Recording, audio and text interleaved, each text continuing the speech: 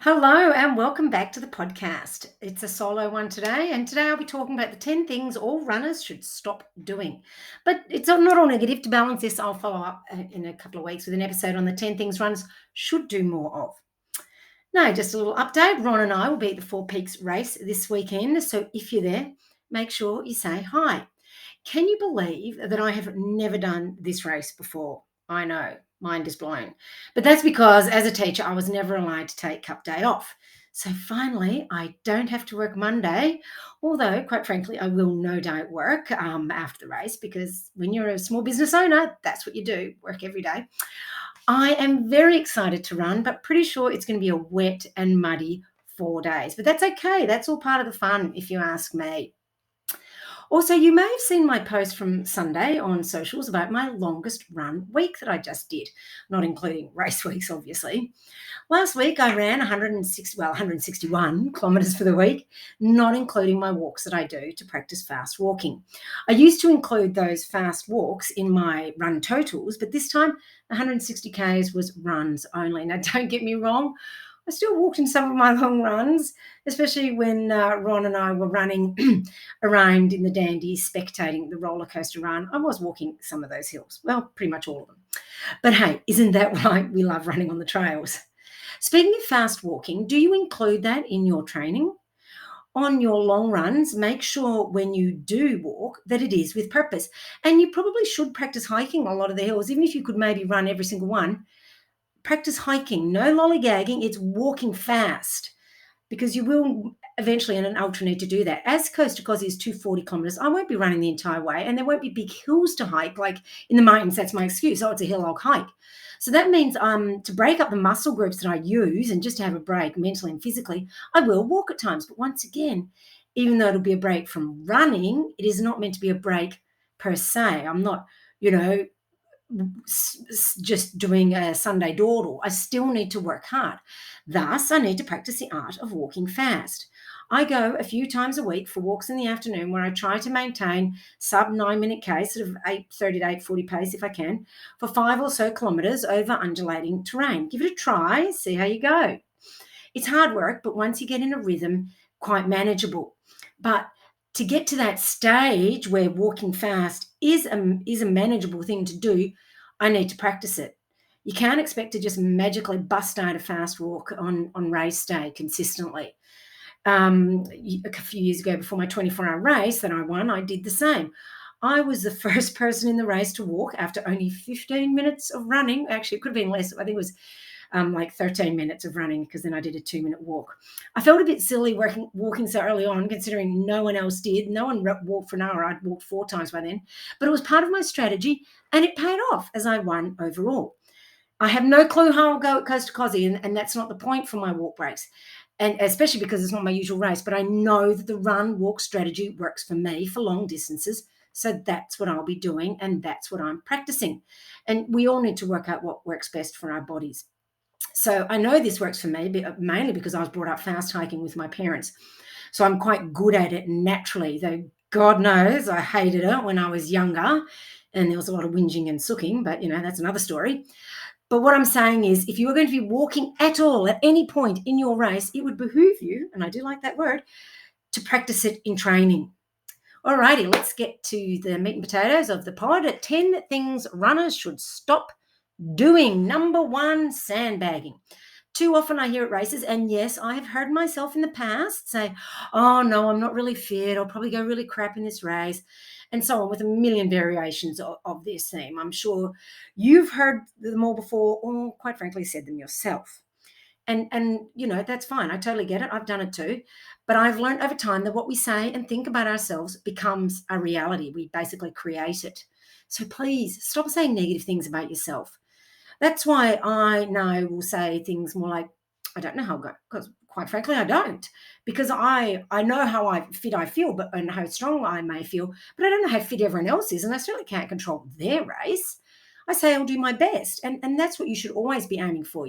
That's all any of us can do.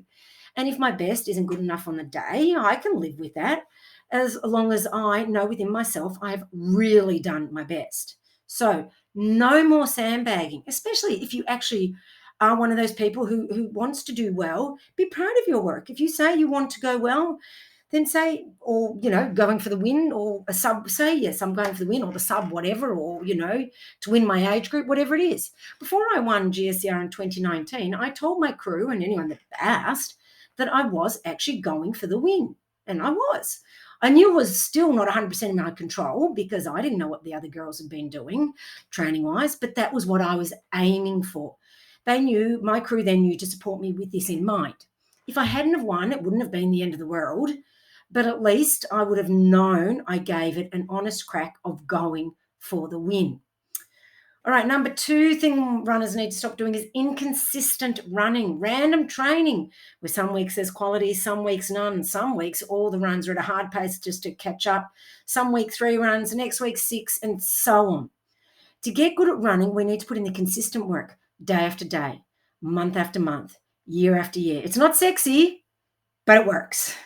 And running requires patience.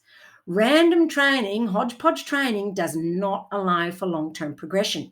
If you want to improve as a runner, you need to run consistently, which means regular quality sessions, regular long runs, and regular easy runs.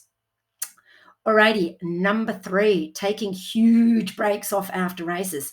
Some runners feel that they deserve a break after training so hard and in such a focused manner after a race. And yes, while I agree with breaks, and I'll get to that in a minute, a long 2 to 3 month break, which can stretch into 5 or 6, who knows, from any kind of structured training will make getting back into race shape and the discipline of getting up every day and running every day, it'll make it so much more difficult.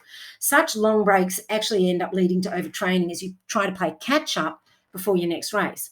To avoid this, take a short break from structured training for only a couple of weeks. Then get back into it, not at a high level. It doesn't need to be the same level all year round, but regular and consistent training. Think of the last point that I just talked about, consistency. Performance readiness takes longer than a 12, 16 or 18-week block. Personally, for myself, I feel that the last 10 years of running, could be longer, I think it's 15, good Lord, is the base I use to develop my running from now, okay? So no huge breaks from training. Number 4, another mistake is taking no break from training after races. Okay, so this may seem like I'm contradicting myself here from the last point, but hear me out. I recommend a full week of pretty much no running after a 100K or 100-mile race. Yes, to walking or cycling or swimming, or maybe towards the end of the week, a short run, but all easy and unstructured and easy, no pushing the pace. After a week, introduce some easy runs. No quality yet, please. Depending on how hard you push yourself, you can reintroduce a small amount of quality after, those 2 weeks or maybe a bit longer, depending on how you feel, and then slowly ramp up again. It's great that you want to get back into training straight after a race, and this often happens after a bad race, which is actually counterproductive.